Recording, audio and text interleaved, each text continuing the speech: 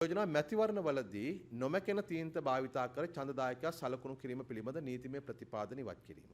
මෙරට මැතිවරණ සඳහා වන නෛතික විධිවිධාන යටතේ 2004 වර්ෂයේ සිට පවත්වන ලද මැතිවරණ ඡන්ද විමසීම්වලදී ඡන්දයේ සලකුණු කිරීම සඳහා පැමිණි ඡන්දායකින් වළංගු හැඳුනුම් පතක් මගින් ස්වකීය අනන්‍යතාවයේ තහවුරු කිරීම අනිවාර්ය වන අතර එම සියලු ඡන්දායකින් නොමැකෙන තීන්ත භාවිතා කිරීම මගින් උචිත ලකුණින් සලකුණු කිරීමද අනිවාර්ය වෙනවා.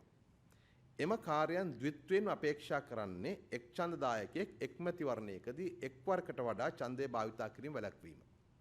එකම අපේක්ෂාවක් මුදුන්පත් කර ගැනීම සඳහා එකිනෙකට වෙනස් ක්‍රමවේද දෙකක් එකවර අනුගමනය කිරීමට සිදුවීම තුළින් ඡන්ද මධ්‍යස්ථානවල සිදු කරන ලබන රාජකාරියන්හි කාර්යක්ෂමතාවයට බාධා ඇතිවන බව මෙන්ම රජයට අමතර වියදමක් දැරීමට සිදුවන බව නිරීක්ෂණය කරනු ලැබ තිබෙනවා. එබැවින් නොමැකෙන තීන්ත භාවිතා කර ඡන්දායකයා උචිත ලකුණින් සලකුණු කිරීම පිළිබඳ නීතිමය ප්‍රතිපාදන සියලු මැතිවරණ පළාත් වලින් ඉවත් කිරීම යෝග්‍ය බව පෙනී ගොස් තිබෙනවා.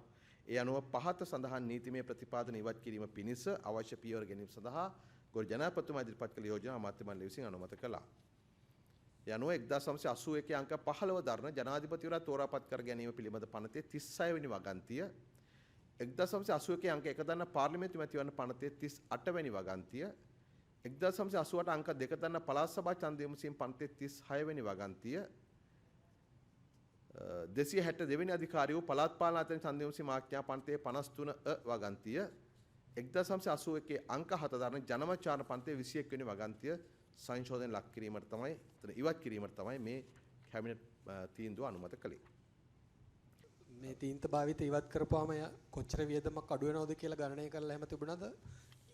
මැතිවරණ කොමිසමේ දත්ත තොරතුරු අනුව 2019 පැවති ජනාධිපතිවරණයේදී ආනයනික නොමැකෙන තීන්ත භාවිතා කිරීම සඳහා රුපියල් මිලියන 66.89ක් වැය වෙලා තිබෙනවා. 2020 පාර්ලිමේන්තු මැතිවරණයේදී රුපියල් මිලියන 14.92ක් 2024 ජනාධිපතිවරණයේදී සහ 2024 මැතිවරණ තුනේදී 2024 ජනාධිපතිවරණයේදී රුපියල් මිලියන 30ක් 30.1ක් 2024 පාර්ලිමේන්තු මැතිවරණයේදී රුපියල් මිලියන 22.65ක් 2025 පළාත් පාලන මැතිවරණයේදී රුපියල් මිලියන 27.5ක් අතර මේ තීන්ත සඳහා යන වියදම ඊට අමතරව ඔබ දන්නවා මේ ලකුණු කිරීම සඳහා වෙනම නිලධාරි යොදවන්නටත් ඕන.